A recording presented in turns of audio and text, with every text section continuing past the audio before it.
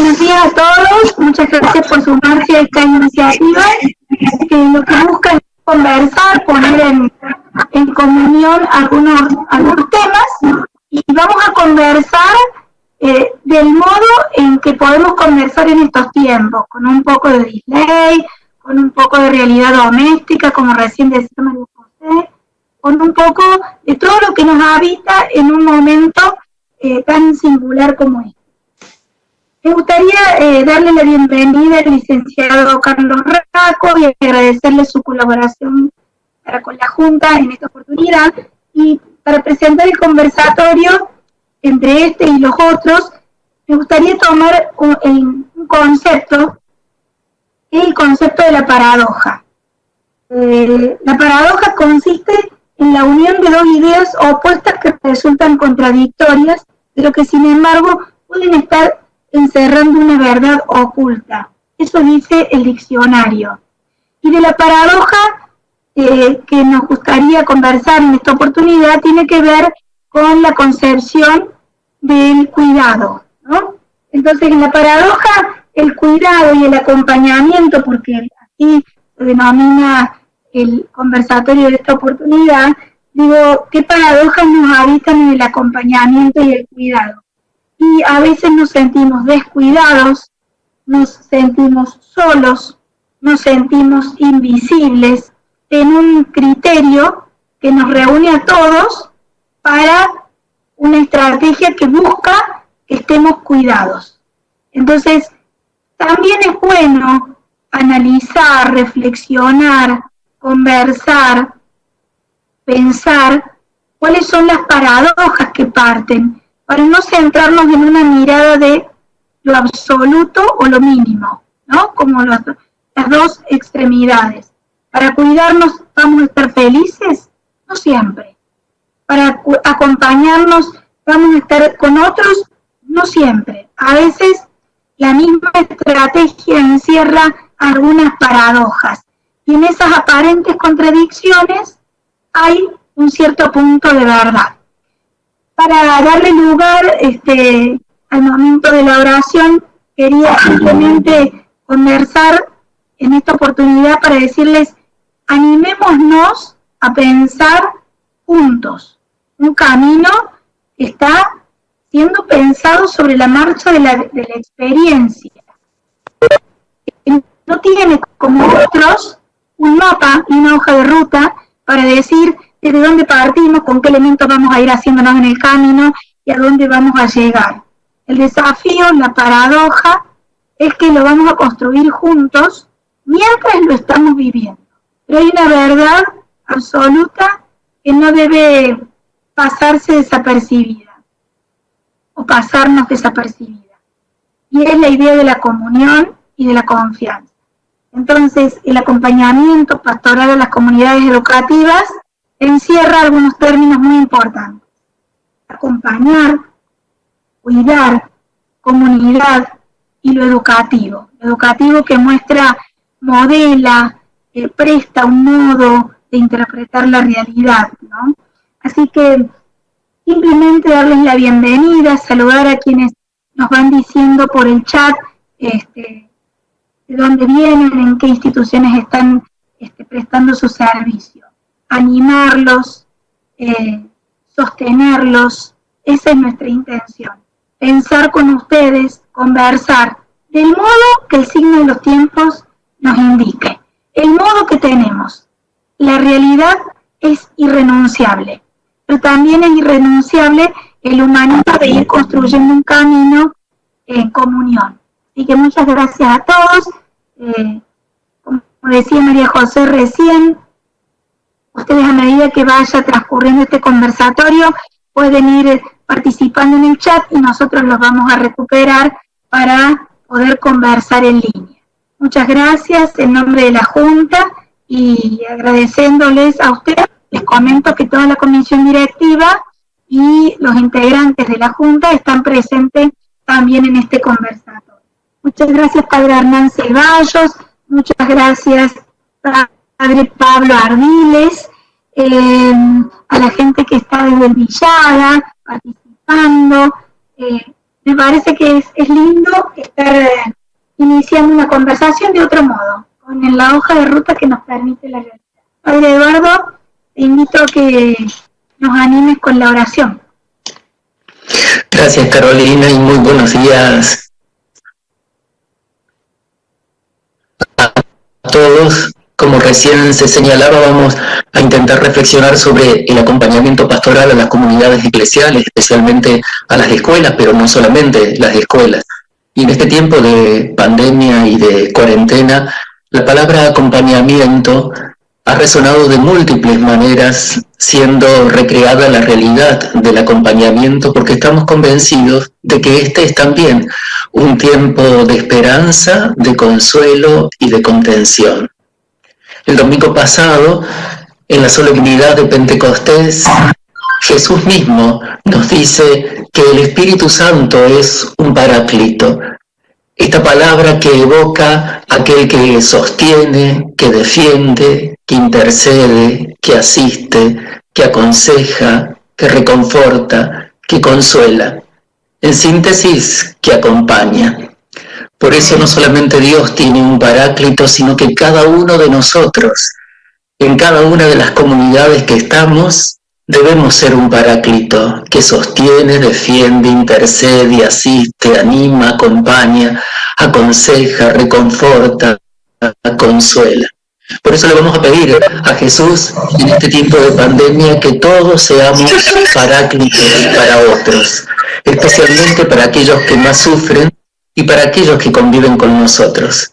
Que esta sea entonces nuestra oración de hoy. Los invito a poner esta intención en las manos de la Virgen. En el nombre del Padre, del Hijo y del Espíritu Santo. Amén. Dios te salve María, llena eres de gracia, el Señor es contigo. Bendita tú eres entre todas las mujeres y bendito es el fruto de tu vientre Jesús. Santa María, Madre de Dios, ruega por nosotros pecadores, ahora y en la hora de nuestra muerte. Amén. Sean todos muy bienvenidos y ahora María Manfredi, nuestra secretaria, va a hacer la presentación del licenciado Carlos Racco. Buenos días a todos, bienvenidos. Bueno, tengo el gusto de presentar a Carlos, compañero también de camino en estos momentos, en el CEFIC, estamos trabajando juntos allá. Carlos Martín Racco nació en la ciudad autónoma de Buenos Aires, es laico, profesor en ciencias religiosas por el Instituto Lumen Christi de Córdoba, egresado del ciclo teológico por el CEFIC y licenciado en teología por el Colegio Máximo de San Miguel de la Universidad del Salvador. Fue formado y está aún vinculado a los espacios y comunidades de la familia religiosa de los Hermanos de la Sagrada Familia, fundada por el hermano Gabriel Taborín. Realizó distintos trayectos formativos en pedagogía y también el diplomado en acompañamiento en formación en el Instituto Centroamericano de Espiritualidad, CEFAS, de los jesuitas, en Guatemala, en el 2012. Fue coordinador de pastoral en la Universidad Católica de Córdoba entre los años 2015 y 2019 y actualmente es coordinador del programa de liderazgo ignaciano de la misma universidad, en donde también es coordinador y profesor en el área de las materias de formación.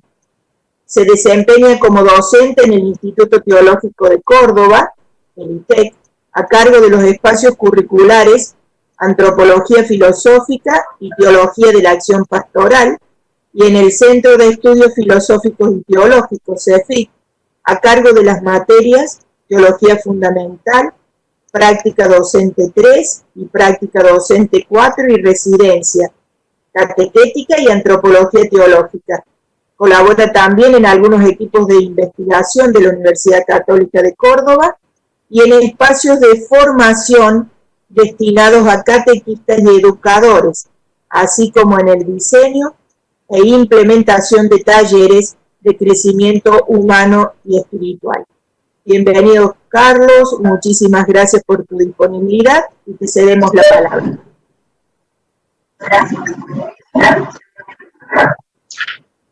Bueno, muy buenos días para todas y para todos los que estén aquí conectados en esta nueva manera de encontrarnos que tenemos a través de la virtualidad.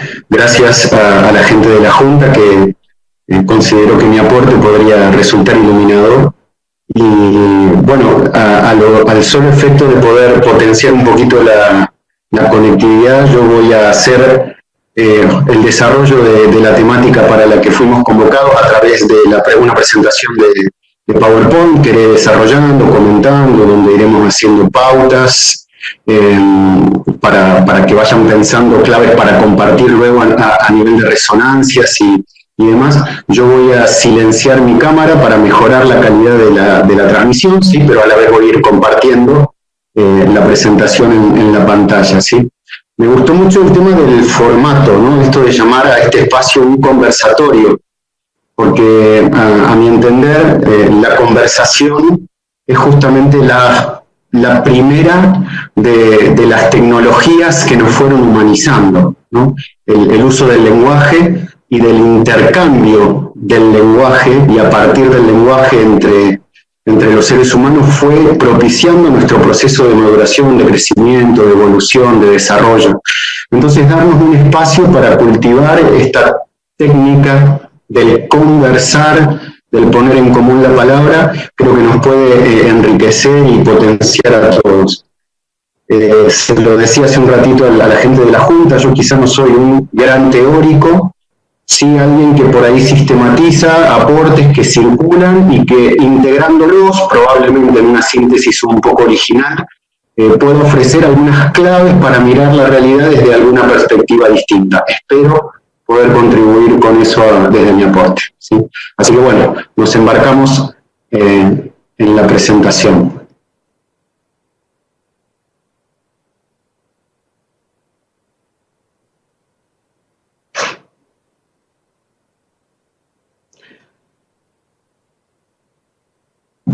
Nos encontramos en un tiempo inédito, del todo particular, ¿sí? Y esta pandemia con la que nos hemos enfrentado, dicen casi todos los filósofos, los teólogos, los sociólogos, los politólogos, los analistas de la realidad, que nos ha como encontrado viviendo un tiempo claramente inédito, por lo menos en lo que toca a los últimos años de nuestra historia, una realidad absolutamente nueva, ¿sí?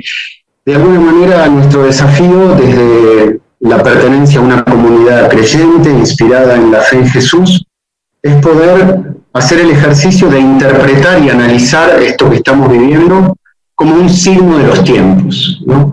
Y hablar de esta categoría, signo de los tiempos, supone animarnos a desentrañar en esto que está sucediendo una invitación, un llamado, una provocación de la acción del Espíritu de Dios en la historia para motivarnos a desplegar maneras nuevas de mirar las cosas, de entender las cosas, de vivir las cosas también, ¿no? Entonces, para comenzar, a modo de un sencillo disparador, quería compartir con ustedes este video, ¿sí? Que lo que hace es poner de manifiesto una posible lectura, ¿sí? de estos tiempos que estamos viviendo, y que espero que puedan sintonizar con su contenido y va a servir para iniciar nuestra reflexión. El universo tiene a las cosas cuando éstas se verán. Los tiempos que estamos viviendo, plenos de paradojas, que pensar. En una era en la cual el cambio climático está llegando a niveles preocupantes.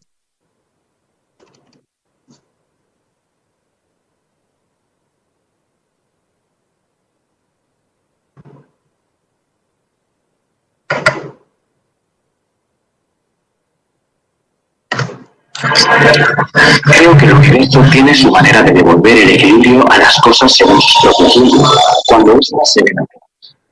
Los tiempos que estamos viviendo, plenos de paradojas, dan que pensar. En una era en la cual el cambio climático está llegando a niveles preocupantes por los desastres naturales que se están sucediendo, en China, en primer lugar, y a otros países a continuación, se les obliga al bloqueo. La economía se colapsa, pero la contaminación baja de manera considerable. La calidad del aire que respiramos mejora. Usamos máscaras, pero sin embargo continuamos respirando. En un momento histórico en el cual ciertas políticas e ideologías discriminatorias, con fuertes reclamos a un pasado vergonzoso, están resurgiendo en todo el mundo, aparece un virus que nos hace experimentar que, en un cerrar de ojos, podemos convertirnos en los discriminados, aquellos a los cuales no se les permite atravesar la frontera, aquellos que transmiten dolencias. Aunque sin tener ninguna culpa, todavía siendo de raza blanca, occidentales y con todo tipo de lujos económicos a nuestro alcance.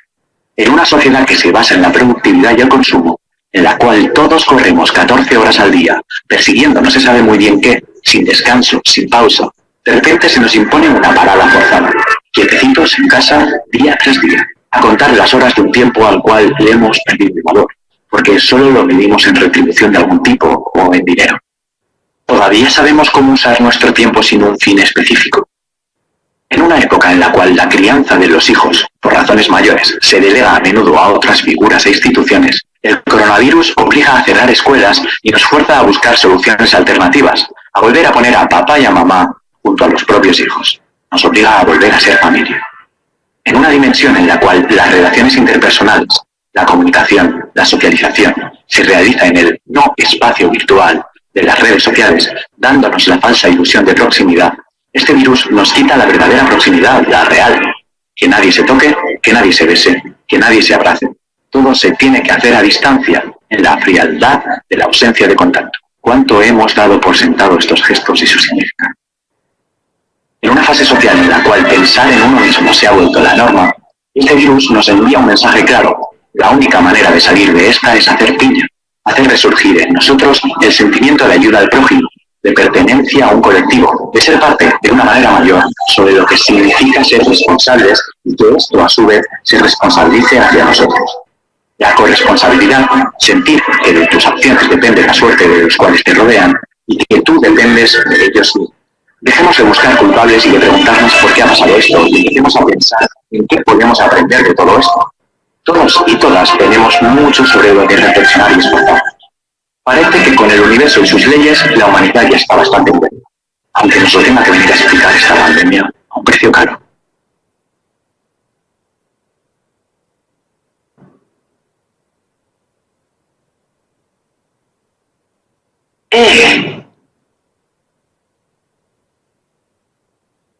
Como muy bien planteaba el video recién, estamos en un tiempo paradojal, ¿no? Y la interpretación de los acontecimientos que vivimos ha tenido lecturas múltiples, ¿no?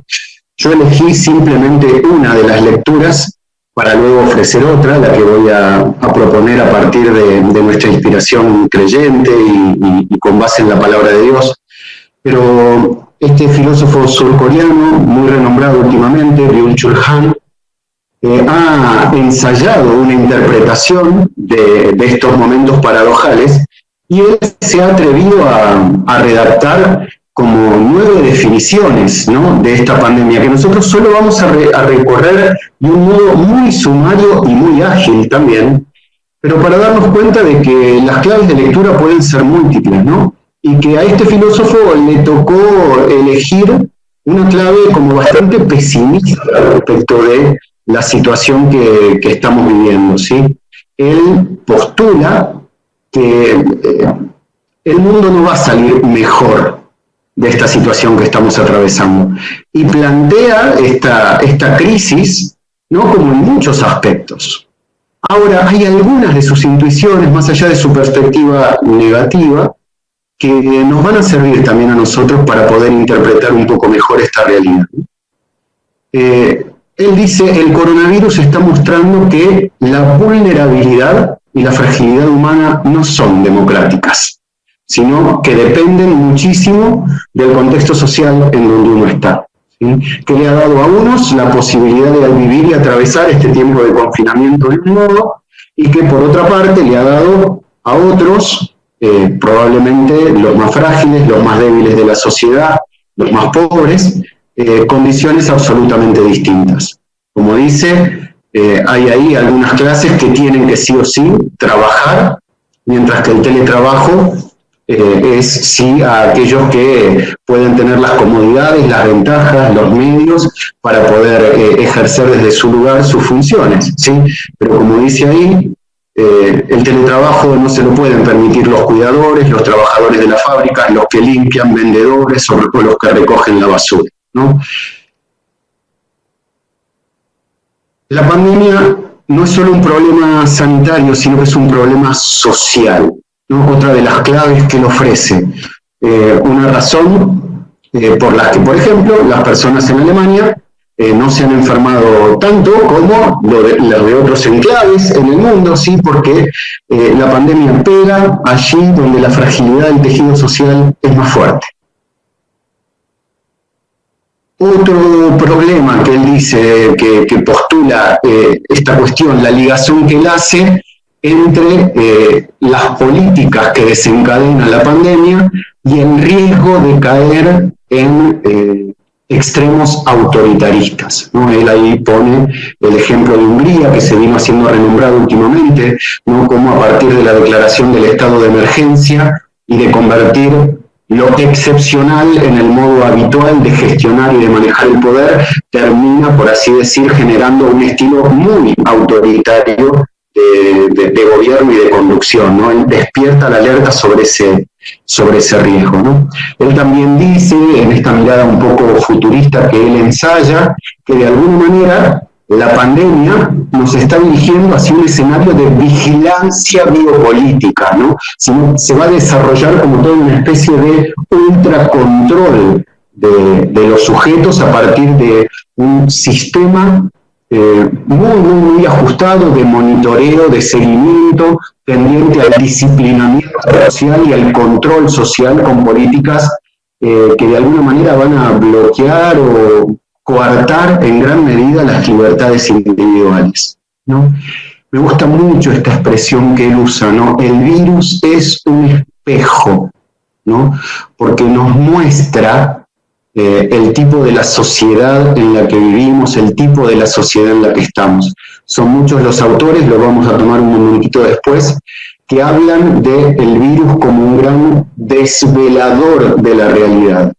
En realidad no trae mucha novedad, sino que muestra, a veces de un modo muy crudo y cruel, cuestiones que ya estamos viviendo, que ya estaban ahí entre nosotros, como un verdadero drama, y que de alguna manera se revelan de un modo y con una intensidad nueva a partir de la acción de la pandemia y de todo esto que estamos viviendo, ¿no? Acá también hay como una intuición interesante, ¿no? Aparece como toda una fuerza vital desplegada en torno al prolongar la vida, ¿no? Y casi una conducta fetichista de cara a lograr la supervivencia a toda costa, perdiéndose a veces el sentido de la vida buena, ¿no? De aquello que consideramos que hace buena y vivible la vida, ¿no? El placer también se sacrificará al propósito más elevado de la propia salud, ¿no? Como que se estuviera dando una especie de inversión de órdenes en esto de divinizar, por así decirlo, esta cuestión de la supervivencia a cualquier precio, ¿no? La pandemia vuelve a colocar en nuestro escenario la conciencia sobre la muerte, conciencia que, dice el filósofo, muchas veces se había suprimido, ¿no? Se había querido como ocultar, ¿no? Y la pandemia la vuelve a poner en el escenario como una consideración que desencadena claramente relecturas, que desencadena preguntas por el sentido de la vida, que desencadena búsquedas, que vuelve a plantear la pregunta por el sentido con un interés muy acuciante, ¿no? A quienes tenemos al lado se lo considera un potencial portador del virus y hay que mantenerse a distancia. Los mayores mueren solos en los asilos porque nadie puede visitarlos por el riesgo de infección. Esa vida prolongada unos meses es mejor que morir solo. En nuestra histeria por la supervivencia olvidamos por completo lo que es la buena vida, ¿no? Provocadoras sus reflexiones. Esta cuestión, ¿no?, de que por sobrevivir sacrificamos voluntariamente todo, ¿no? incluso la sociabilidad, el sentimiento de la cercanía. Acá se pone bastante picante cuando de alguna manera también dice que esto que está sucediendo convierte al discurso médico y de los virólogos en un fabricador de respuestas que incluso compite con la misma teología, ¿no? Se anima a decir, los sacerdotes también practican el distanciamiento social y usan máscaras protectoras. Desde su perspectiva entiende que sacrifican la creencia a la supervivencia. Toca ahí, como de soslayo, esta cuestión que se debatió un poco al principio sobre el conflicto respecto de cómo seguir viviendo las expresiones comunitarias de fe en este contexto, sí obediencia no, a celebrar, no celebrar. En algunos lugares se vivió con mucha urticancia, ¿sí? Bueno, acá pone un poco en conflicto, ¿no? La interpretación teológica con la interpretación más médica, ¿no? Se pone ahí como al filo de estos cuestionamientos, del quiebre de los discursos establecidos, podríamos decir así, ¿no? Las lecturas filosóficas o teológicas que entran en jaque frente a este nuevo intento de imperio del discurso sanitario. Entonces, hay como algunas ideas que a mí me parece que este presente nos suscita y nos despierta, ¿no? Primero, que de la mano de los pensadores a los que podamos acudir, de los teólogos, de las conversaciones que podamos tener, es necesario que podamos hacer como un diagnóstico de esto que nos está pasando y ensayar algunas perspectivas, ¿no? Porque entender lo que nos pasa y ensayar algunas respuestas es lo que también nos va a ayudar a salir adelante, ¿no? Por otro lado, como decía al principio, estamos frente a una situación inédita que nos obliga a hacer un alto en el camino, ¿no? Para repensar y repensarnos, porque de alguna manera, del modo como nos animemos a repensar nuestra propia realidad y repensarnos a nosotros mismos, dependerá el futuro que construyamos, ¿no? El coronavirus aparece como un gran desvelador de las realidades que ya estaban allí y que ahora reclaman un cambio, ¿sí? La conciencia de nuestra vulnerabilidad aparece como una de las nuevas convicciones compartidas. Nos podemos reconocer como seres dolientes, infirmes, ¿no? De ahí viene la raíz de la palabra enfermo. Este escenario en donde todos corremos el riesgo de estar enfermos, infirmes, nos coloca en la experiencia de una vulnerabilidad radical, profunda, ¿sí? Y que además tenemos esta capacidad de conocerla al instante porque estamos interconectados con otros y otras que en otro horizonte del mundo, en otra parte, en otro lugar, también están sufriendo, nos comparten su incertidumbre, vemos sus experiencias de muerte, compartimos sus preguntas, ¿no? Este análisis de la palabra enfermedad como no firmeza, para mí explica o puede ayudarnos bastante a conectar con la experiencia de la vulnerabilidad, como una vulnerabilidad que nos atraviesa, que nos fraterniza, que nos iguala, en donde nos sentimos también todos recíprocamente interconectados, ¿no? Escuchaba a una autora que decía, el efecto mariposa se hizo palpable, ¿no? Wuhan y una villa del conurbano bonaerense, Wuhan y nuestro hogar 3, Wuhan y Villa Angelelli, quedaron de repente conectados, interconectados en el batir de unas salas de mariposa, ¿no? Los que hayan visto la película que plantea como esa interconexión en donde todo tiene que ver con todo, entenderán también la metáfora, ¿no? El mundo pasó a estar en una red en donde sentimos que nadie se salva solo, ¿no?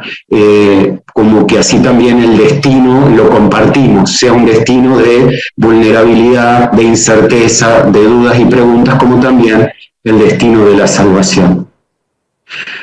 Ahora, frente a todas estas cosas, nosotros como comunidades educativas y como Iglesia Pueblo de Dios, ¿qué? ¿No? ¿Qué cuestiones nos impactan, nos pegan de todo esto que estamos viviendo, nos alientan, nos sostienen, nos dan fuerza para caminar?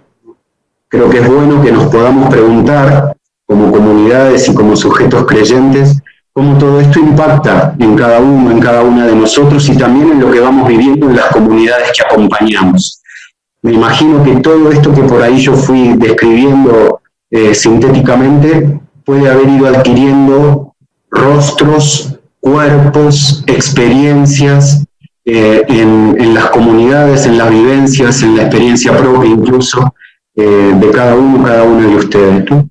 A mí me parecía que para poder leer toda esta realidad que se nos presenta, podía iluminarnos el recurso a la palabra de Dios, ¿no? Y entonces mi propuesta fue tener presente este texto del Evangelio de Juan, que creo puede iluminar con algunas pistas tanto la lectura crítica de lo que estamos viviendo como la posibilidad de delinear algunas claves para atravesar esta situación y crear un futuro nuevo, ¿no?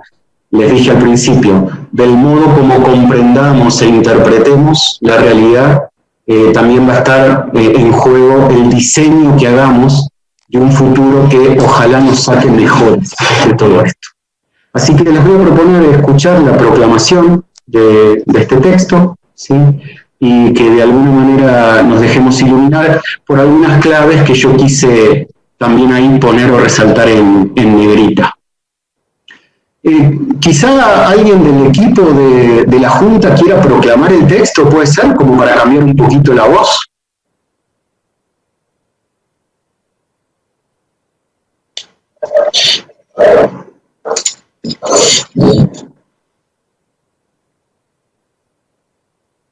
Eduardo, ¿sí? No sé si había... Sí, cómo no lo hago. Yo no lo hacía para darle voz a otro, pero lo hago.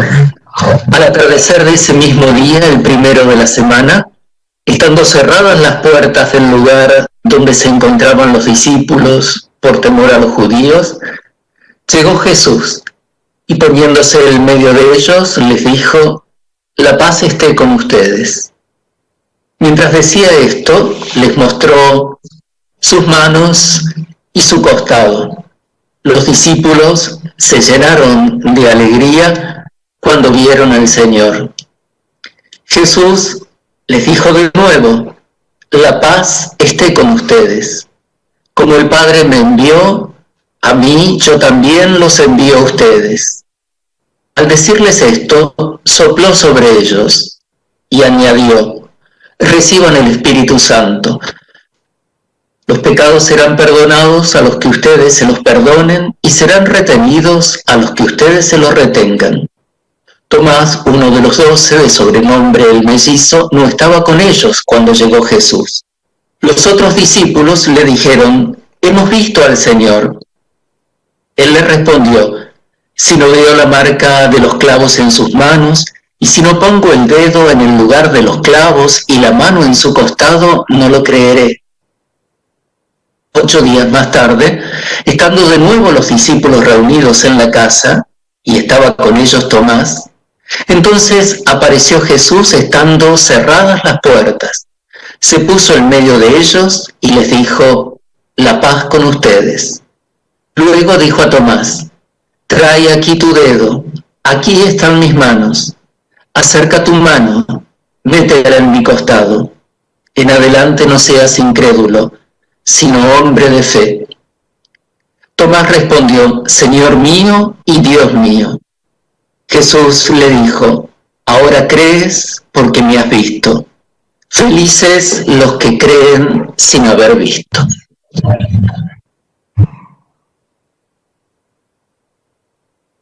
Muchas gracias, Eduardo. Como les decía, yo encontré en este texto como algunas cuestiones que, por un lado, me colocaban en un horizonte de sintonía con la situación de los discípulos, ¿no? Estando cerradas las puertas donde se encontraban por temor. Y resonaba en esto nuestra experiencia de confinamiento, ¿no?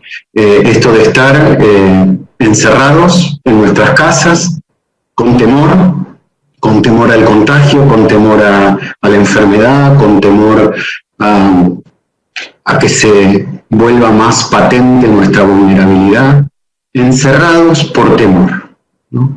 Y cuando digo esto, me resonaban las experiencias de tantos y tantas que atravesaban y atraviesan este tiempo de confinamiento en la soledad, más que en un confinamiento, en un encierro o en un aislamiento, porque lo viven con mucha pesadumbre, con mucho dolor, porque se sienten muy solos, porque se sienten abandonados o descuidados, porque no tienen con quién compartir.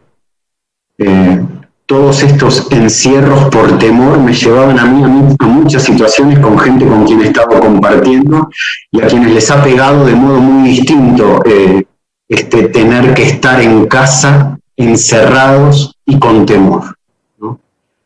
Y desde ese lugar de sintonía y de empatía entre la situación de los apóstoles y nuestra situación, veía también cómo en ese espacio era posible hacer experiencia del encuentro con un Jesús que viene a regalar la paz, ¿no? Como un don mesiánico, ¿sí? Decimos que los dones mesiánicos de la Pascua son la paz y la alegría, ¿no? Porque frente a la paz esté con ustedes, los discípulos se llenaron de alegría, ¿no? Al ver al Señor. Y pensaba en esto de la paz y la alegría como estos dos frutos tan necesarios para nuestro tiempo y que aquí en el texto vienen de la mano de poder hacer experiencia de comunión con Jesús. Y un encierro que no coarta, que no prohíbe, que no veda la posibilidad de encontrarse con Jesús en el entorno de la comunidad y en la profundidad del propio corazón, ¿sí? Una paz y una alegría que son dones pascuales, ¿no? Porque les muestra sus manos y su costado. Ahí están las heridas, ahí está la historia recorrida, ahí está la entrega, ahí está el camino de compromiso con el reino que se hacen patentes en un sacrificio hasta el final, ¿no? Y ese proyecto y ese compromiso del reino se continúa en esto del don del Espíritu, ¿no? Que prolonga la liberación que trae el reino en una dinámica muy particular, que es la dinámica de la reconciliación. La prolongación de la eficacia mesiánica del reino está en la posibilidad de construir una sociedad reconciliada, fraternizada, podríamos decir, ¿no? Por esto es que el acento en la misión está puesto en la dinámica del perdón, ¿no? La posibilidad de construir la sanación a partir del perdón, la salud que llega a partir de la reconstrucción de los vínculos. Por ahí, desde que yo estudiaba la cuestión del pecado, sea en antropología teológica como también en lo moral, ¿no? Siempre me enseñaron que el pecado tiene que ver con la ruptura de un vínculo, que el pecado no es infringir ninguna ley, que el pecado no tiene que ver con una norma que no se cumple, sino que tiene que ver con un vínculo que se quiebra, que se desdibuja, con una alianza que se rompe, con uno mismo, con los otros, con Dios, con la naturaleza, ¿no? Por eso la reconstrucción de un vínculo será siempre sanadora y curativa, ¿no? Y volver a colocar el horizonte de la sanación en este contexto, en donde hablábamos de enfermedad al principio, me parecía muy revelador. Y no corté el texto allí, porque justamente aparece el proceso que vive Tomás, como este proceso en donde, para poder vivir este proceso de recuperación, de sanación, de reintegración comunitaria,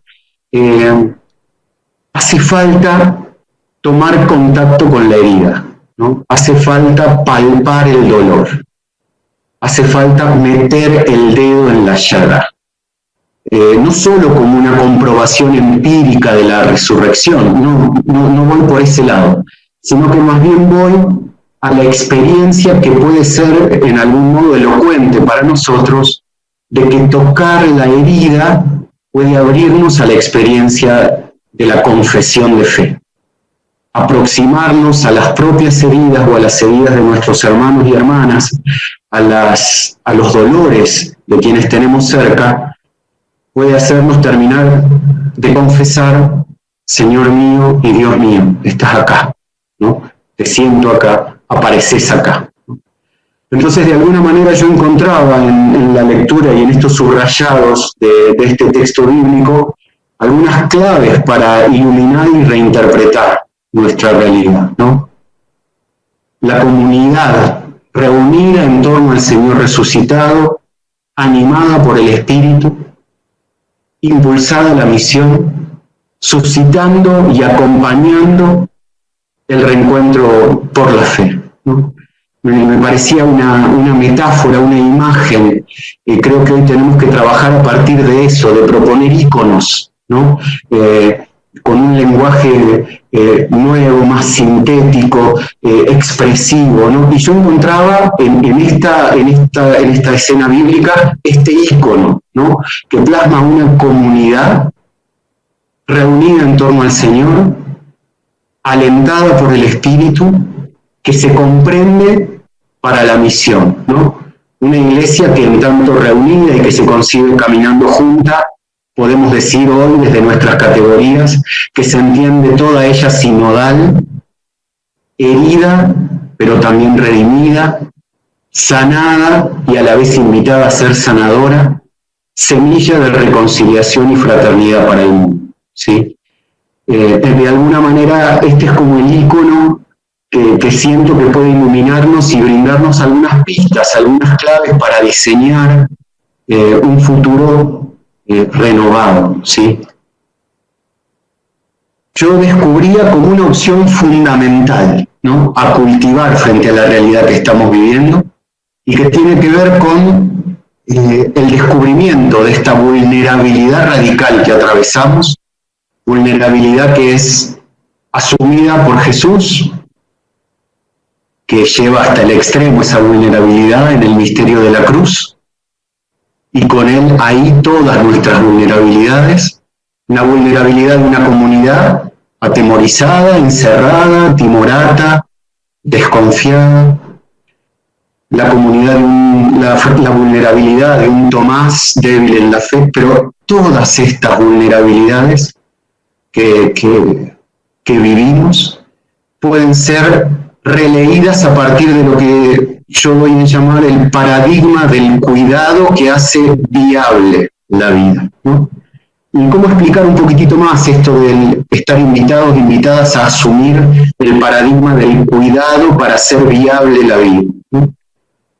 Conocimos que en algún tiempo se intentó fundamentar la realidad en aquel arcano pienso, luego existo, de la modernidad de Descartes, que luego fue releído más cercanamente en el romanticismo por Søren Kierkegaard, ¿no?, que se animaba a afirmar me duele, luego existo, y que incorporaba a la interpretación del mundo todo este campo de la experiencia sensible, de las pasiones, de los sentimientos, de las emociones, de la posibilidad del vínculo con los demás como un elemento constitutivo, ¿no?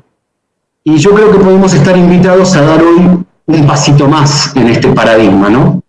No solo el me duele, luego existo, sino el me dueles, luego existo.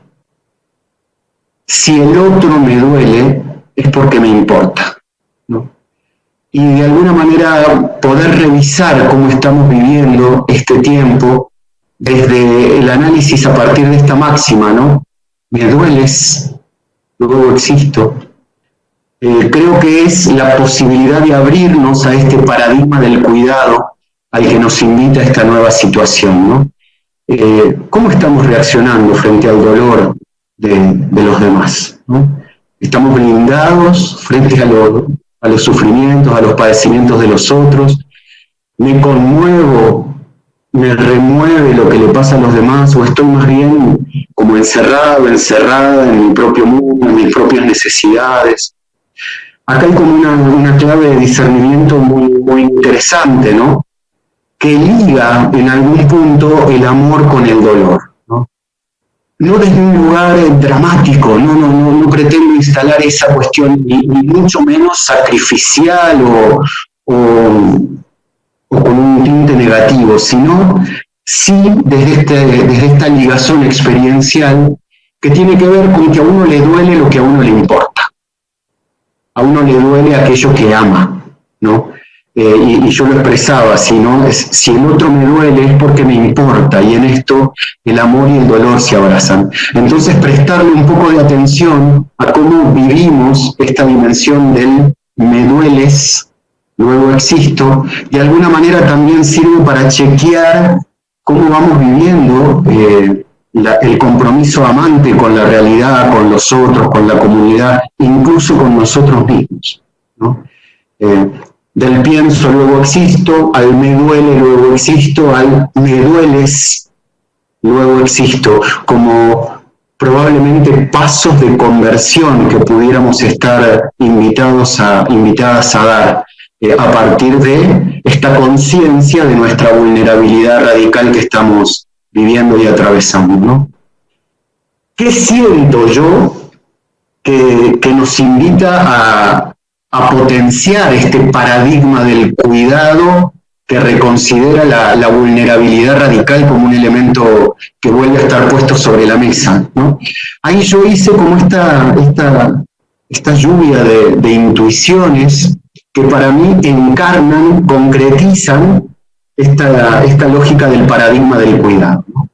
Por un lado, la revalorización de la encarnación, de la corporeidad o la humanidad herida como punto de partida para poder hacer experiencia de nosotros mismos y experiencia de Dios, ¿no? Poder revalorizar el misterio de la encarnación como una clave de lectura y de recomposición de nuestras maneras de vivir y de proponer la fe, ¿no? Y de alguna manera, revalorizando esto, es prestarle atención a los dolores de la gente, a las preguntas de la gente, a los enojos de la gente, a las angustias de la gente, a la fragilidad de la gente y también de nosotros, de nosotras mismas, como punto de partida, ¿no? Este Jesús que se pone en medio y muestra las heridas y te hace tocar las heridas, a mí me llevó a esto de creer y sostener que la revalorización de la encarnación, de la corporeidad y la humanidad herida como punto de partida puede ser el mejor modo de empezar a diseñar estrategias en esto de el paradigma del cuidado, ¿no? Que claramente esta revalorización de la encarnación va a implicar resignificar lo religioso y sus mediaciones, ¿no? A que miremos de un modo nuevo qué espacios consideramos lugares de encuentro con Dios, qué mediaciones han aparecido en este contexto como nuevos modos de estar en contacto con Dios. Algunos tuvieron que ser puestos entre paréntesis en este tiempo. Los que eran nuestro lugar habitual de encuentro con lo religioso, las celebraciones, las reuniones, los sacramentos, aparecieron como puestos entre paréntesis, ¿no? Pero ¿cómo podemos entonces, a la luz de lo que está pasando y de revalorizar la encarnación, resignificar lo religioso y sus mediaciones, potenciando, me animo a decir yo, esta clave del Concilio Vaticano II de la legítima secularidad de las realidades humanas como espacio en donde Dios se manifiesta y se revela, ¿no? En la línea, si se quiere, más operativa, aparecen algunas claves a continuación, ¿no? Palabras que para mí se tornan fundamentales: contención, acompañamiento y consuelo, ¿no? Si lo que nos va a sensibilizar va a ser la realidad del dolor del otro, claramente frente a ese dolor brotará la posibilidad del acompañar, del contener, del consolar, ¿no? También se lo llama al Espíritu Santo el Consolador, ¿no? Aquel que trae en medio del dolor el aliento para poder sostener la vida y desplegar la vida, ¿no? Y entonces, en esta misión reconciliadora que se desprende como fruto del don del Espíritu, también digo, cómo poder hacernos comunidades consoladoras de los que sufren, ¿no? Para esto, una espiritualidad de la empatía y de la escucha activa me parece central, ¿no? Es decir, detrás de la empatía, la escucha activa, la cercanía y la sensibilidad, encuentro yo la gran invitación del Papa Francisco, que es esto del ser iglesia en salida, es decir, que pone la prioridad en el afuera, que pone el punto central en la atención al otro, ¿no? Y por eso estas 4 características, ¿no? La empatía, la escucha, la cercanía, la sensibilidad, tener piel, se convierten en expresión concreta de este paradigma del cuidado, ¿no? Creo también que el acompañamiento y la solidaridad ante las necesidades básicas, reales de las comunidades en las que estamos, con la capacidad de tejer redes intra e intercomunitarias de colaboración, se vuelve una herramienta fundamental en este tiempo, ¿no? No es solo un acompañamiento que se queda en lo declamativo, en las palabras, sino que también pasa a la acción en la construcción de estas redes comunitarias que colaboran con otros, ¿no? Y de alguna manera hay una acentuación también en esto de la dimensión profética, ¿no? En el acompañamiento, en las luchas y las causas que defienden los más desfavorecidos, ¿no? La denuncia de las desigualdades, el compromiso con el bien común. Yo en esto he visto múltiples expresiones, tanto aquí desde la Iglesia de Córdoba, con el compromiso de muchos curas trabajando en estos barrios más vulnerables cuando han pasado situaciones, y siguen pasando, situaciones de extrema vulnerabilidad, como también en algunas proclamas de los curas villeros en Buenos Aires, como las iniciativas Seamos Uno, por ejemplo, impulsada por los jesuitas, pero entramada con otras muchas instituciones, que tiene que ver con esta defensa activa de la lucha de las causas que convierten a nuestro mundo en un mundo desigual, ¿no? Y la Iglesia se siente partícipe de la transformación de esas estructuras. También desde la participación política, ¿no? En el mejor sentido de la palabra. Entonces también creo que esta perspectiva de la pandemia nos está desafiando a ensayar por este lado también un profetismo ligado a esta búsqueda, ¿no? Claramente siento que hay un llamado a abrirnos a la voz del Espíritu que nos invita a convertir estructuras pastorales en nuestras comunidades educativas y eclesiales, colocando la centralidad del reino y su justicia como clave fundamental de la construcción comunitaria, ¿no? Allí yo ponía, ¿no?, algunas ideas que se me venían, ¿no? La iglesia hospital de campaña, toda ella carismática y toda ella ministerial, iglesia de puertas abiertas, anunciadora de una nueva imagen y una nueva experiencia de Dios, como algunas pistas de transformación, ¿no?, que vienen de la mano de una transformación o de una renovación que se nos viene pidiendo en la iglesia desde múltiples espacios. Lo acogíamos desde Evangelii Gaudium, que hace resonar las invitaciones a la conversión del concilio adaptadas a nuestro tiempo histórico y que luego fueron como reexpresándose en las distintas invitaciones del Papa Francisco, el sínodo como invitación a apropiarnos de esa conversión pastoral aquí en nuestro espacio eclesial cordobés. Es decir, hay como una insistencia en esto y creo que la realidad de la pandemia nos pone frente a este desafío nuevamente y de un modo acuciante, ¿no? Y por último digo el anuncio y la construcción de la esperanza, ¿no?, liderando desde un entusiasmo que entusiasma y apasiona a otros también, ¿no? Me pregunto, bueno, ¿cuánto compartimos y anunciamos a los demás un horizonte esperanzador, compartiendo apasionadamente lo mismo que a nosotros nos apasiona? ¿Cómo está nuestro nivel de apasionamiento con la causa del reino? ¿Cómo nos sienten y nos ven en nuestras comunidades vibrar por estas cosas? De modo tal que también esto se convierta en un liderazgo contagioso, ¿no?, transformador, que no se lleva a los otros por delante desde un liderazgo autoritario o paternalista, sino que justamente todo lo contrario, despierta y hace resonar el propio entusiasmo y las propias motivaciones para despertar los liderazgos personales de cada uno y de cada una, ¿no? Yo creo que la Iglesia hoy, nuestras comunidades hoy, están invitadas a hacer buenas relecturas, ¿no? Dice Derrida que somos texto, ¿no?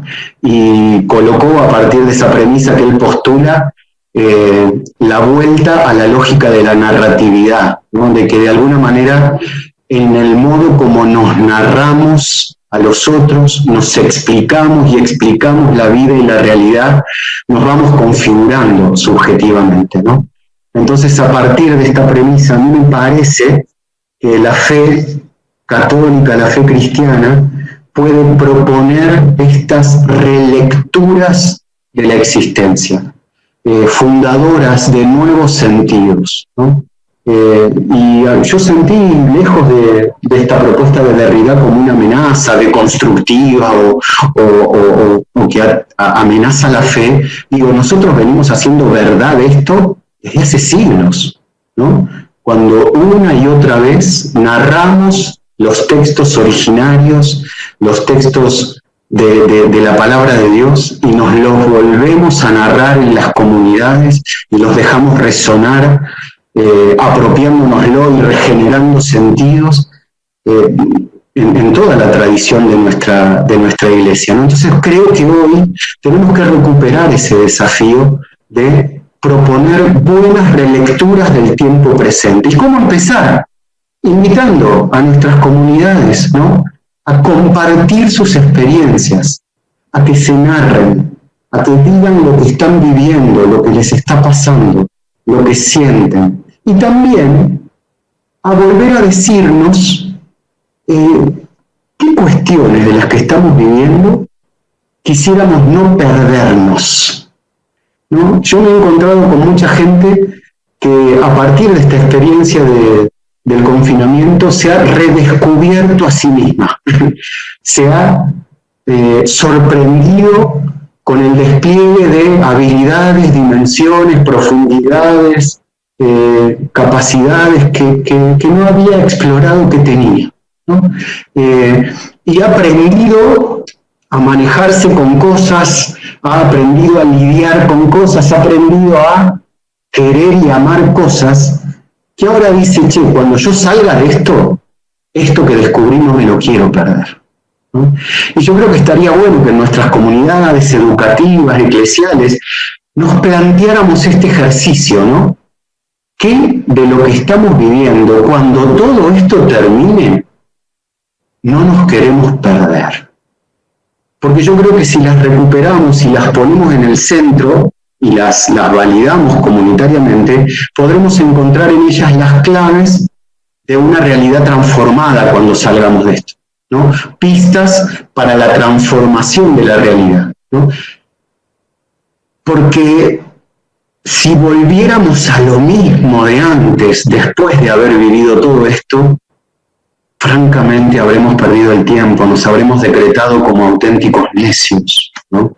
Son muchos los que hoy postulan que es imposible volver a la normalidad, y se cuestiona este concepto de normalidad saludablemente, ¿no? Porque la invitación es volver para crear un mundo mejor, no el mismo.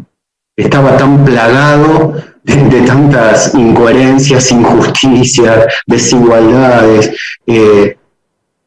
estructuras viejas que no comunican, que no dicen, ¿no? Entonces, la pedagogía de recuperar las experiencias, narrarlas y compartirlas juntas, me parece que puede ayudarnos al punto que aparece ahí al final, ¿no?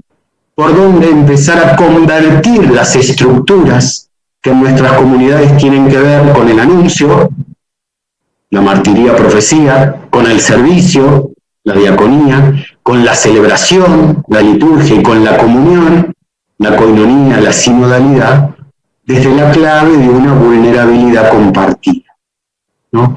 Yo creo que hoy tenemos el desafío de descubrir en nuestras comunidades cómo impacta lo que estamos viviendo en cada uno de estos ámbitos, ¿no?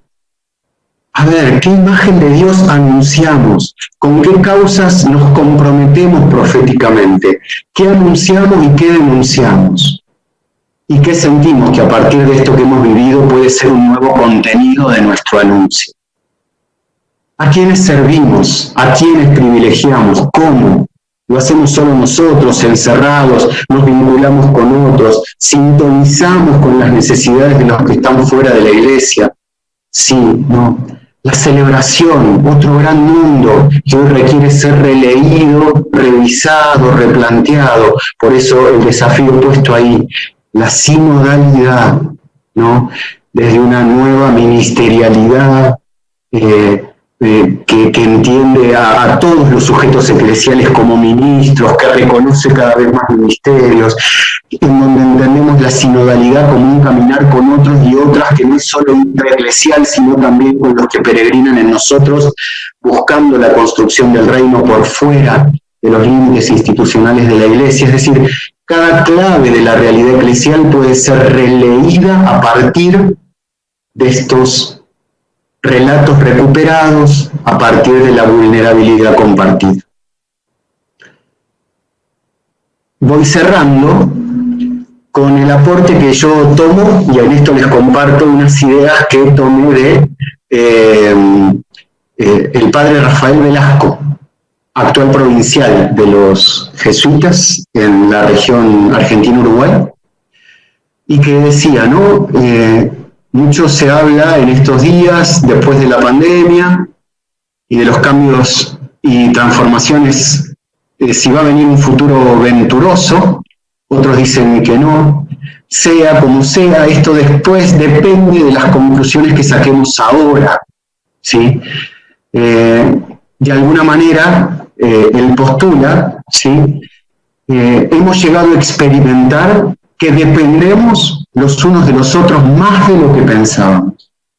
Y que al caer muchas de las cosas por las que nos afanábamos y con las que habíamos vivido distraídos, nos damos cuenta de que hay pocas cosas esenciales. En primer lugar, la vida, que es sagrada y que no tiene precio. Y constatamos además que realidades fundamentales como el amor y el cuidado no dependen del dinero, sino de nuestra atención y dedicación. Estamos todos en la misma barca, decía Francisco, y es verdad. El problema es que algunos viajan en primera, mientras otros viajan amontonados en la bodega. Y unos viajan pudiendo disfrutar de las bondades de los restaurantes de la cubierta, y otros, anónimos, ¿sí? Trabajando para que todos estemos a salvo dentro de lo posible y arriesgando sus vidas en el intento. Si hoy valoramos y aplaudimos a los que trabajan para que la nave no naufrague, sería ya un aprendizaje que no los lancemos por la borda cuando el peligro haya pasado. Se dice que después de la pandemia, hasta las realidades como la organización social, la democracia, no serán iguales. Y aquí él postula una idea que a mí me parece hermosa para resignificar la sinodalidad, ¿no? Él dice, la Revolución Francesa instauró la libertad, la igualdad y la fraternidad, pero la fraternidad quedó como la hermana pequeña, postergada y desconsiderada, ¿no? Tal vez un aprendizaje que se nos va ofreciendo ahora, ¿sí? Es la posibilidad de recuperar la fraternidad, ¿no? Haciendo un lugar más en la mesa, superando grietas, trabajando juntos, los de distintos espacios políticos, diversas religiones, diferentes culturas e ideologías, para que los más vulnerables no sean lanzados por estribor como un lastre y puedan vivir mejor en la misma barca, ¿no? Él relee aquella invitación de Francisco en la bendición Urbi et Orbi, ¿sí? Que hizo al inicio allá de esta pandemia y nos ofrece estas nuevas claves, ¿no? Que para mí son muy elocuentes. Termino con un poema que me regaló un escrito del padre Eduardo, que lo rescata, ¿no? Y que me parece de una riqueza enorme, ¿no?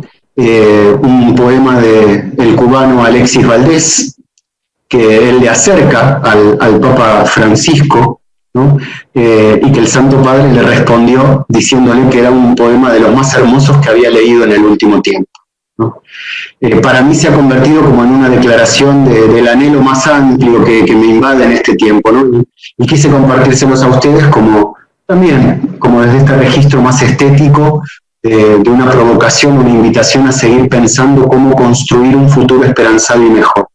Como dice antes con el texto bíblico, me encantaría que alguno, que alguna me prestara su voz para proclamar este poema. Sí, no sé quién se animara a hacerlo. Me ofrezco para tomar el verbo.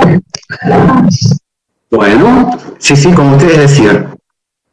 Dice así: cuando la tormenta pase y se amansen los caminos y seamos sobrevivientes de un naufragio colectivo, con el corazón lloroso y el destino bendecido, nos sentiremos dichosos tan solo por estar vivos. Y le daremos un abrazo al primer desconocido y alabaremos la suerte de conservar un amigo. Y entonces recordaremos todo aquello que perdimos y de una vez aprenderemos todo lo que no aprendimos. Ya no tendremos envidia, pues todos habrán sufrido. Ya no tendremos desidia, seremos más compasivos. Valdrá más lo que es de todos que lo jamás conseguido. Seremos más generosos y mucho más comprometidos. Entenderemos lo frágil que significa estar vivos, sudaremos empatía por quien está y quien se ha ido. Extrañaremos al viejo que pedía un peso en el mercado, que no supimos su nombre y siempre estuvo a tu lado. Quizás el viejo pobre era nuestro Dios disfrazado. Nunca preguntamos su nombre porque estábamos apurados. Y todo será un milagro, y todo será un legado. Y se respetará la vida que hemos ganado. Cuando la tormenta pase, te pido, Dios, apenado, que nos devuelvas mejores, tal como nos habías dado.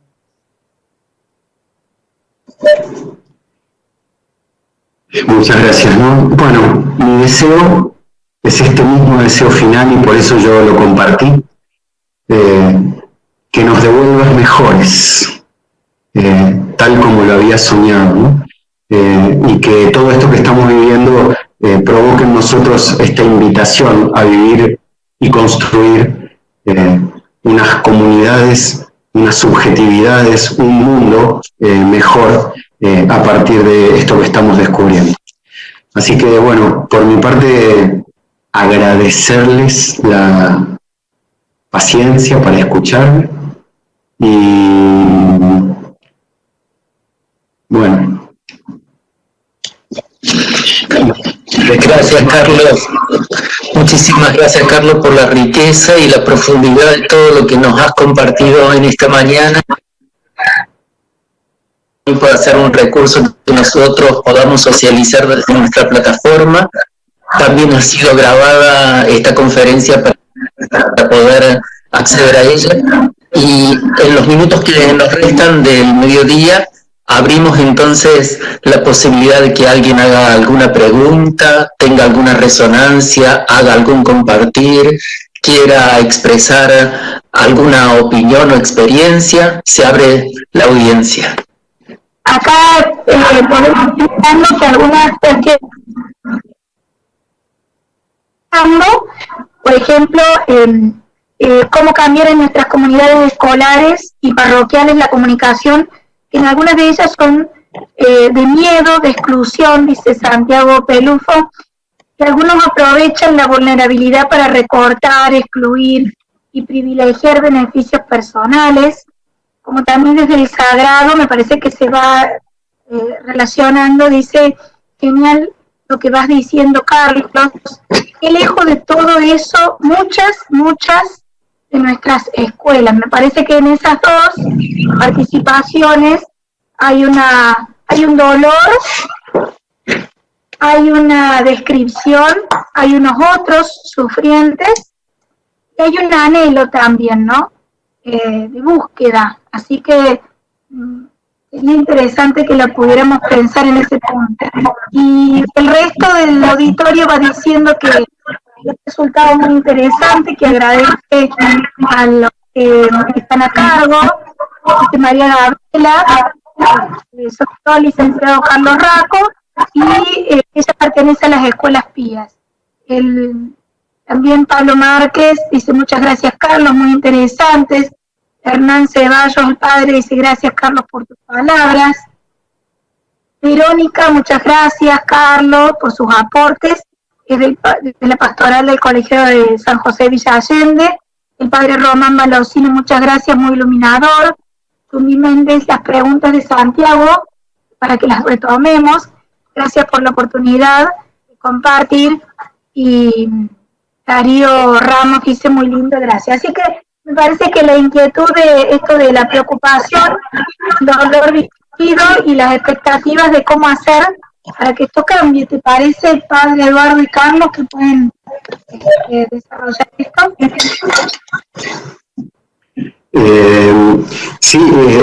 Lo cierto es que la experiencia que reflejan quienes preguntan y probablemente otras personas que puedan haber estado escuchándonos tiene que ver con esta ruptura que a veces se da entre los lineamientos más teóricos y las experiencias, ¿no? Ahora, para mí la clave vuelve a estar en la posibilidad que yo señalaba antes de habilitar la palabra en las comunidades, ¿no? De habilitar la posibilidad de cuestionarnos sobre los sentidos que se articulan en torno a estas cuestiones, ¿no? En torno de, por ejemplo, las dimensiones de la comunidad, ¿no? Sobre qué anunciamos, a quiénes servimos, cómo celebramos, cómo construimos la comunión, ¿no? Y poder como compartir, sea en pequeños núcleos, sea con algunos colegas, sea en los equipos de trabajo que tenemos, la experiencia concreta que hacemos sobre estas cosas, ¿no? Es decir, no sentándonos en las reuniones para compartir desde el mismo lugar formal o de deber ser o de expectativa ajena con el que a veces funcionamos, ¿no? Sino sí con la confianza, con la apertura, con la lógica también que nos expone y que nos hace vulnerables, pero que forma parte insoluble de este modo de entender la espiritualidad, que tiene que ver con que la comunicación y la comunión van de la mano. Entonces necesitamos comunicarnos lo que sentimos, lo que nos parece, para poder desde ahí reconfigurar los significados, ¿no? Entonces digo, yo apostaría por que existan dispositivos, espacios, pequeñas redes en las que empezar a habilitar la palabra para compartir las experiencias en concreto, ¿no? Y ponerlas en tensión con estas otras dimensiones o categorías más teóricas, pero que ayudan como a concretizar el compartir y no dejarlas en lo puramente catártico, ¿no? Sino que tiene que ver con, preguntarnos y compartir esto que yo decía, ¿no? Bueno, la dimensión del anuncio.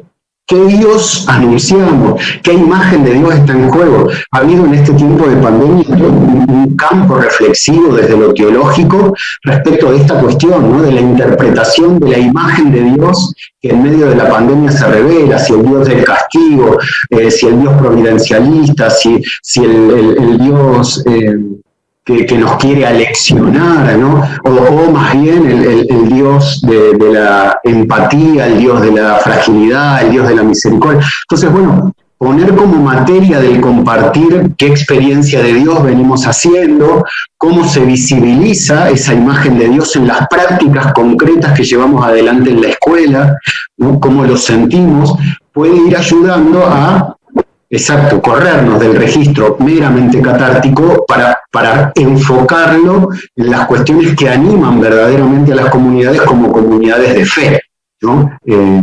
Que portan una experiencia, pero que comparten también una experiencia, ¿no? Y cuestionan desde lo que viven sus maneras de hacer, ser, organizarse, tramitar y distribuir el poder, los vínculos, los bienes, ¿no? Es decir, todo esto impacta de un modo muy concreto en todas las dimensiones en las que se articula una comunidad educativa.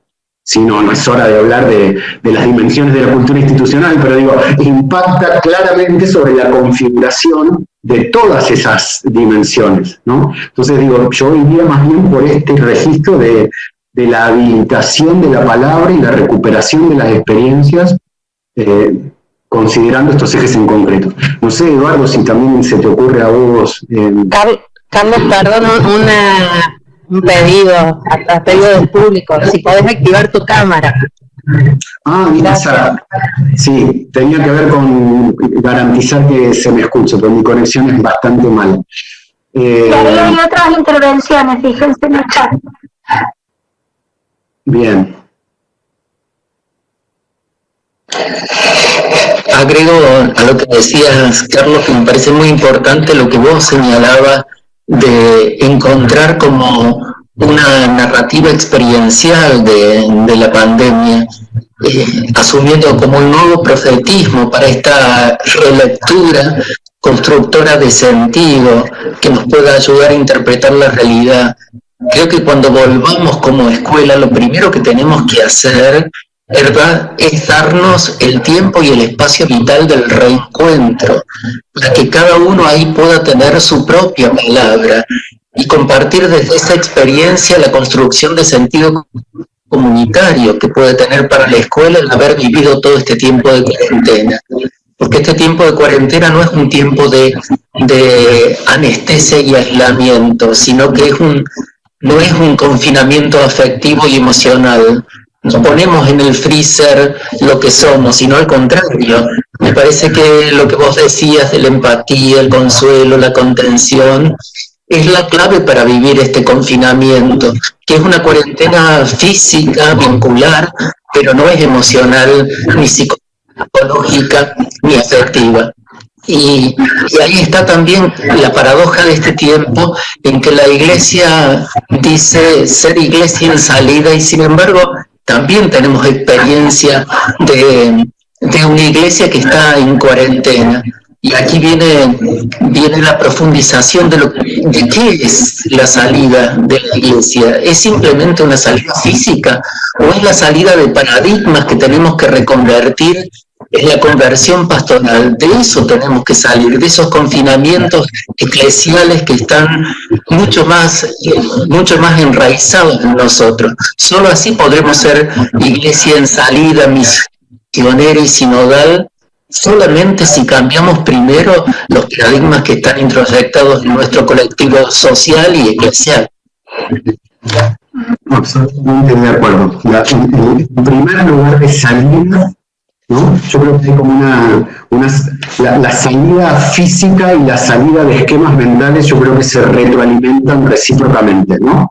Pero en este contexto, en donde claramente hay una que nos está temporalmente, masivamente vedada, me parece que es tiempo de nutrir y potenciar estas transformaciones de los lugares interiores para interpretar las cosas, para vivir las cosas, ¿no?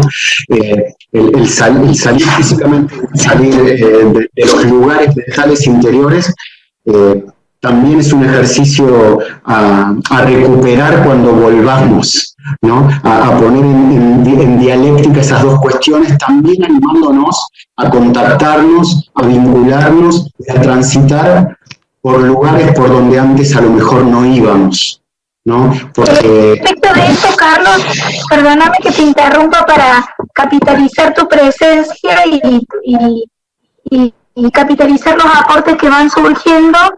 Fíjate que respecto de eso mismo también, dice, ¿no será, Verónica dice, a lo mejor tenemos que repensarnos, acercarnos de una manera nueva?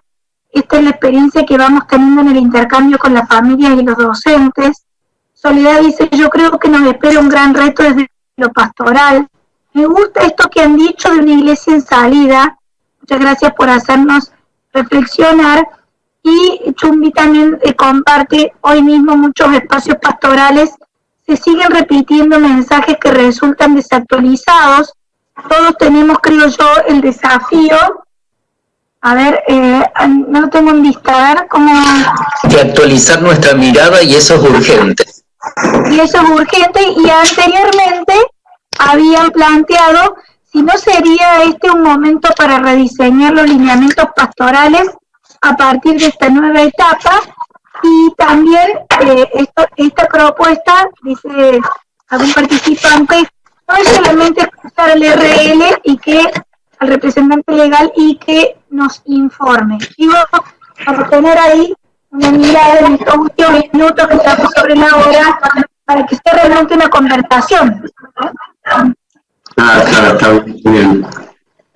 Carlos, me parece que es interesante como para cerrar esto que dijiste en el curso de la conferencia, del conversatorio, que estamos en un reto de resignificación de las mediaciones religiosas, y ciertamente es así. Me gustaría que puedas a lo mejor profundizar un poquito más. ¿En qué consiste este desafío de resignificar las mediaciones religiosas que tenemos en la actualidad? Bien, al modo como yo lo entiendo, tiene que ver con esta matriz, ¿no? Recuperar la centralidad del principio de la encarnación como clave de lectura de la experiencia religiosa, ¿no? Y entonces, de alguna manera, colocando en el centro el principio de la encarnación, aquel famoso texto de Gaudium et Spes, ¿no? Que Jesucristo se ha unido en cierto modo a todo hombre, y entonces a partir de eso se comprende y se profundiza la arcana verdad de Calcedonia, ¿no? De la unidad de las naturalezas en la persona de Jesús. De alguna manera, poner en el centro la encarnación nos permite reconocer y recuperar que lo humano es territorio de experiencia religiosa, que los vínculos que establecemos, que los lazos comunitarios, que las acciones que construyen al ser humano, las acciones solidarias, las acciones en la vida de cualquiera de las que hemos planteado, son una mediación para encontrarnos con Dios, ¿no? A mí en esto me resulta muy iluminador el texto de la primera carta de Juan, que dice: a Dios nadie lo ha visto jamás. Pero a renglón seguido subraya: el que ama conoce a Dios. ¿Y por qué me llama tanto la atención? Porque el texto no dice: a Dios nadie lo ha visto jamás, y el que ama a Dios conoce a Dios. El texto dice, lisa y llanamente: a Dios nadie lo ha visto jamás, el que ama conoce a Dios. Entonces, esta fuerza de poder creer a partir de lo que la misma palabra de Dios nos revela, ¿sí? Que en la experiencia del amor humano hacemos experiencia de Dios, y que entonces en la experiencia de todo lo que nos construye humanamente estamos experimentando a Dios, para mí es la clave de esto que yo llamo una resignificación de las mediaciones religiosas. Que implica revisar si podemos afirmar que Dios solo se nos revela y se nos manifiesta en tales o cuales formatos, dispositivos, espacios, o también podemos entender que lo experimentamos en la medida en que colocamos en el centro esta experiencia del amor, ¿no? Y cuando digo amor, vuelvo a lo que expuse un poquito antes, ¿no? En donde amor y dolor están juntos, no dramáticamente, sino de me duele porque te quiero, ¿no? Me dueles, luego existo. Entonces me parece que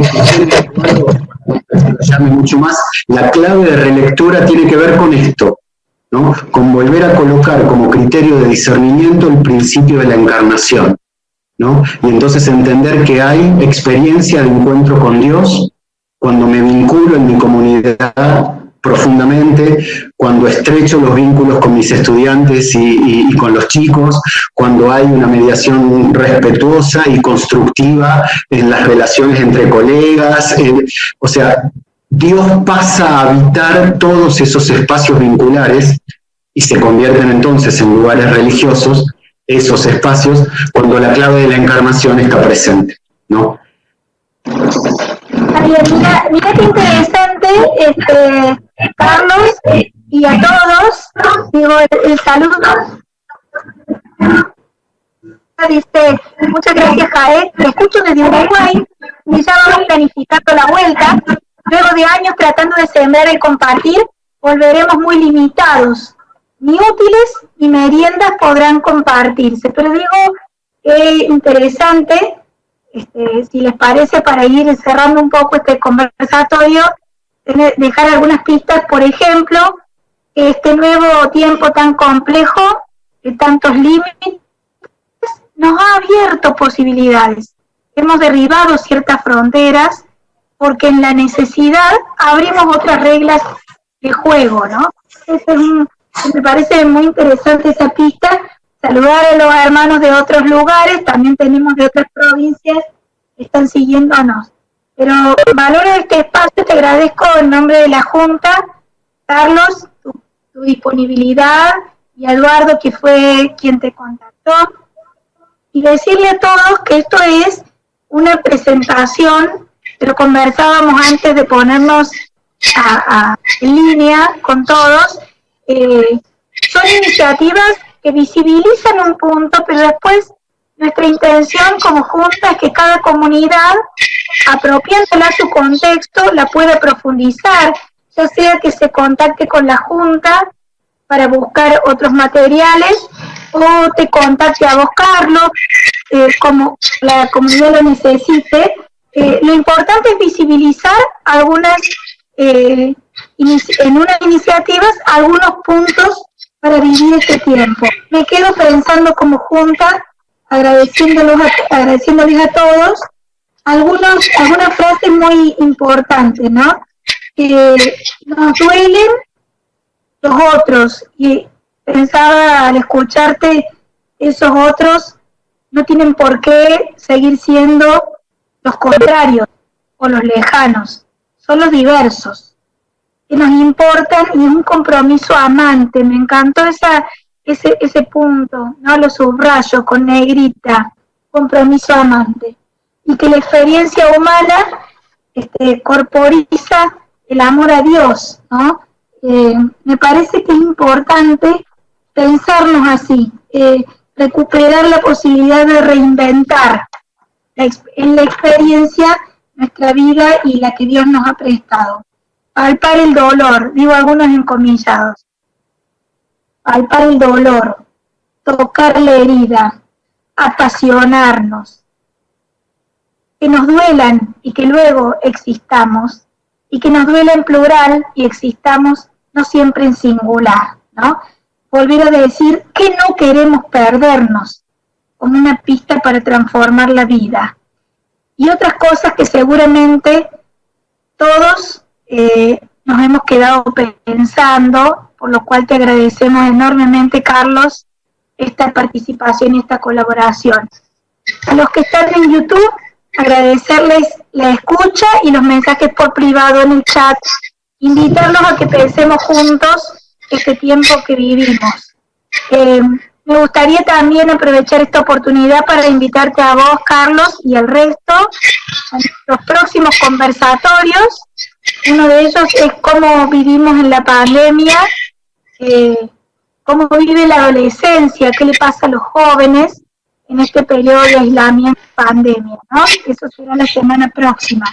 Y que invitarlos a todos a que nos pensemos en otras formas de conversar, de poner paneles en línea, de hacer circular la palabra, como vos lo dijiste, como una pista para el que presentó alguna inquietud y en su palabra se nota algún dolor, ¿por qué no decirlo? Un resquicio de injusticia o de inequidad. Porque eso también nos sucede. O como algún participante dijo, tan lejos estamos las escuelas. Bueno, como dice Pilar Posner, es importante saber lo que no sabemos o identificar lo que no hacemos para echarnos a andar artesanalmente nuestra profesión de nuevo. A todos muchas gracias. Carlos, me gustaría que te despidas. Eduardo, María José. Yo simplemente Muchas gracias. Darles las gracias por la convocatoria, por la posibilidad de enriquecerme yo también en la escucha, en el compartir. Mi única pretensión era eso, ofrecer alguna clave de lo que yo mismo voy pensando y sintiendo para suscitar alguna inquietud y motivación a que podamos salir mejores. Yo descanso en esta esperanza, ¿no? de que podamos salir mejores. Entonces, bueno, preguntarnos y hacernos buenas preguntas y encontrar buenas claves puede ayudarnos en ese proceso. Recuperemos la experiencia, narremos, compartamos y animémonos a cambiar. Bueno. Muchas gracias, Carlos, y muchas gracias a toda la audiencia. Un abrazo a todos. Muchas gracias. Bueno, nos esperamos en los próximos conversatorios entonces. Muchas gracias, Carlos. Nos quedamos todos reescribiendo y releyendo la realidad. Y me quedo con la reflexión del que ama conoce a Dios. Gracias. Creo que esa ahí hay una... Gracias a todos. Gracias por todo. Chao, chao.